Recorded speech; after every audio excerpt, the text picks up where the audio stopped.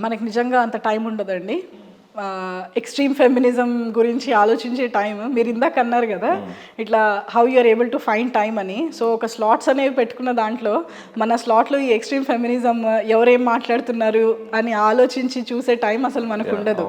మనము neutral and we people like me, you know, we talk about using rights in a right way. Exactly. అంతే. So extreme feminism, extreme liberalism, ఈ pseudo urbanism are urban naxalism ఇట్లాంటి words అన్నీ విన్నప్పుడు అచ్చా ఈ keywords ఇప్పుడు సొసైటీలో చాలా బాగా వెళ్తున్నాయి అనుకుంటాం తప్ప అంత వాటి గురించి లోతుగా ఆలోచించి ఏం జరుగుతోంది అని ఆలోచించే టైం సీరియస్గా ఉండదు. అవి సొసైటీలో కావాలనే క్రియేట్ చేయబడిన అన్నట్టు ఉంటుంది. ఏంటంటే you know what ever happens through proper plan అంతే. ఎవరికి చేతనంతలో వాళ్ళకి నచ్చింది వాళ్ళు చేస్తున్నారు. సో మనం ఒక పాత్లో వెళ్తున్నాము, ఇంకోళ్ళు ఇంకొక పాత్ చూస్ చేసుకుని వెళ్తున్నారు. Unless we cross each others path and you know unless it really becomes something critical to be addressed, I think I'm good at what I'm today and where I'm today. మీరు ఈ project pressure start చేసినప్పటి నుంచి, లేదా మీరు ఈ రాము గారితో ఈ ప్రాజెక్ట్లో అసోసియేట్ అయినప్పటి నుంచి, లేదా దానికి ముందైనా సరే, ఏదైనా ఒక ఇన్సిడెంట్ మిమ్మల్ని విపరీతంగా కదిలించిన ఇన్సిడెంట్, అంటే you couldn't sleep for days, అంటే ఆ టైప్ ఆఫ్ ఇన్సిడెంట్ ఏదన్నా ఉందా? అంటే ఇంకా మీరు ఇంకా ఆ ఇన్సిడెంట్తో నెక్స్ట్ ఒక లెవెల్కి తీసుకెళ్ళిపోవాలి ఎట్లయినా సొసైటీ యాక్టివిటీస్ అనే దాంట్లో ఏమన్నా ఆలోచన చేసిన ఒక్క ఇన్సిడెంట్? అంటే ప్రాజెక్ట్ స్టార్ట్ చేసే ముందర అంటారా? చేసే ముందు కావచ్చు, తర్వాత కావచ్చు, మిమ్మల్ని విపరీతంగా కదిలించిన ఇన్సిడెంట్ ఏదన్నా ఒకటి. ఇదో ఇందాక ఒక పెయింటర్ ఇన్సిడెంట్ చెప్పా కదా. రెండోది ఒక అమ్మాయి వాళ్ళ హస్బెండ్ క్యాబ్ డ్రైవర్ వెళ్ళాడు, దెన్ కోవిడ్తో ఇంటికి వచ్చాడు and he died next day. Okay. So ఇట్లా పిల్లల ఫీజు కట్టడానికి డబ్బులు తీసుకొస్తానన్న మనిషి లేడు నెక్స్ట్ డే. సో ఇట్లా కోవిడ్ ప్రాజెక్ట్ ప్రిషా ముందర జరిగిన ఇన్సిడెంట్స్ ఇవి. దెన్ ప్రాజెక్ట్ ప్రిషా జరుగుతున్న టైంలో ఒక incident, I don't know whether I should tell this or not, but there was a mother who came to us and she was left behind by her husband and husband's family. Okay. Because it was a love marriage or something. So అమ్మాయికి ఒక అబ్బాయి, so తను ఇంట్లో నుంచి బయటకు వచ్చేసి వాళ్ళ parents చనిపోయారు. So she did not have any place. So వాళ్ళ ఫ్రెండ్ వాళ్ళ ఇంటికి వెళ్ళింది అండ్ వాళ్ళ అబ్బాయికి జ్వరం వచ్చి బాగాలేదు అంటే that friend forced her to sleep with someone to feed that child the medicine. ఆ అమ్మాయి మన సంగతి తెలిసి వచ్చింది. సో ఆ ఇన్సిడెంట్ విన్న తర్వాత మాత్రం అమ్మాయి చదువుకుంది, కానీ ఏంటంటే she couldn't find a suitable job అనమాట. పిల్లాడిని వదిలి ఎక్కడికి వెళ్ళాలి అని అర్థం కాక ఇలాంటి సిచ్యువేషన్లో ఆ ఇన్సిడెంట్ విన్న తర్వాత మాత్రం మనం ఎక్కడున్నాం అసలు సమాజంలో అనిపించింది. అట్లా అంటే ఆ అమ్మాయి ఎక్కడో ఏదో ఫ్యామిలీ నుంచి వచ్చింది అట్లా అని కాదు. I should not even say అంటే ఎవరో ఉంటే they should be force to do this అని కాదు. బట్ మనతో చదువుకున్న వాళ్ళు మన ఫ్రెండ్స్ని చేతైతే ఒక 100 రూపాయలు ఇస్తాము, కానీ ఇంత నీచంగా అంటే ఇంత స్వార్థంతో ఉన్నాము అంటే అసలు ఎటుపోతున్నాము, మైండ్ సెట్ ఎట్లా ఉంటుంది, హ్యూమన్ మైండ్ సెట్ అనిపించింది. సో అబ్బాయి చదువుకి ఫస్ట్ మేము అసలు వెంటనే ఫీజు కట్టేసామన్నమాట ఇమ్మీడియట్గా. దెన్ వి టోల్డ్ హర్, ఆ రోజు ఇలా నా అమ్మాయికి కావాల్సింది మేము చేసాము, కానీ అమ్మాయి చదువుకుంది కదా, సో ఒక ఎంప్లాయ్మెంట్ అనేది ఉంటే బాగుంటుంది అని అంది. ఇది జరిగి ఒక 6 months అయిందండి. సో ఆ రోజు నుంచి we have been thinking there are certain youth who are well educated but they seek employment, but employment is something, it is not generated each and every day. There is still, the kind of graduates coming out of college is not proportional to the employment in India. So ఒక gap అనేది ఉంది. మనం అది ఎట్లా address చేయగలము అని ఒక 6 నెలల నుంచి ఆలోచిస్తున్నాము.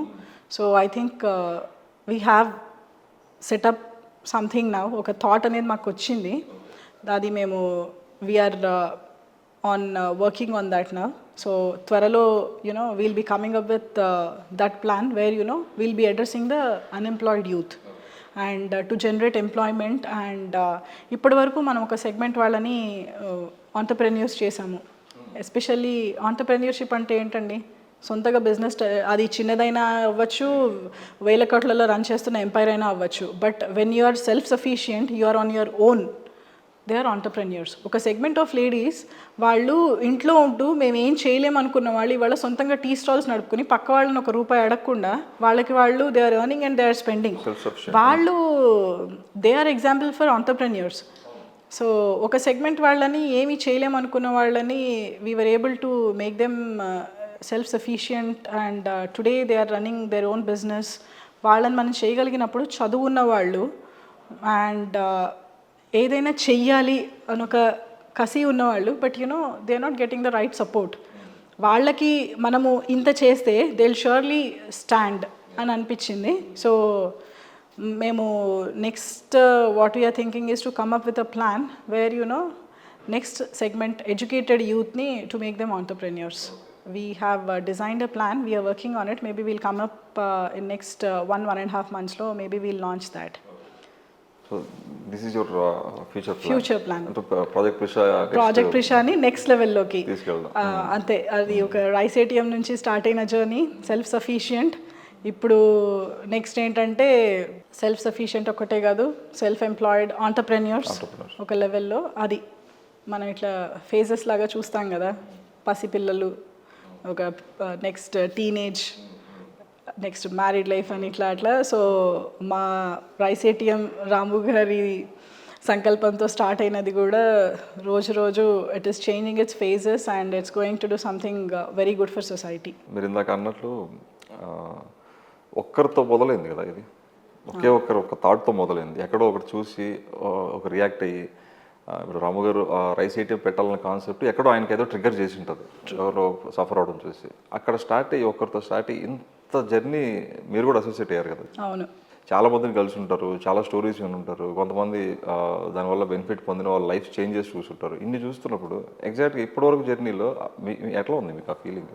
కడుపు నిండిపోయింది అంటారు కదా, అలా ఉందన్నమాట. అంటే ఒకటి మనం చేసాము, మీరు ఎక్కడ చూసినా కూడా సిటీలో మన ప్రాజెక్ట్ ప్రిషా నుంచి బెనిఫిషరీస్ 3,000+ ఫ్యామిలీస్ అంటే మీకు ప్రతి చోట ఆల్మోస్ట్ ఏ కార్నర్కి వెళ్ళినా you should be able to see ఆ బండి మీద ప్రాజెక్ట్ ప్రిషా, టీ స్టాల్ మీద ప్రాజెక్ట్ ప్రిషా అని రాసి ఉండాలి లెక్క ప్రకారం. బట్ మేము ఎప్పుడు స్టార్ట్ చేసిన కాడి నుంచి కూడా we never thought that you know మనం హైలైట్ అవ్వాలని ఎప్పుడు ఆలోచించాల. మనం చేసిన వర్క్ రైట్ బెనిఫిషరీకి వెళ్ళి వాళ్ళకి సపోర్ట్ ఇచ్చి వాళ్ళు సెటిల్ అవ్వాలి అనే కాన్సెప్ట్తోనే ముందరికి వెళ్ళాము.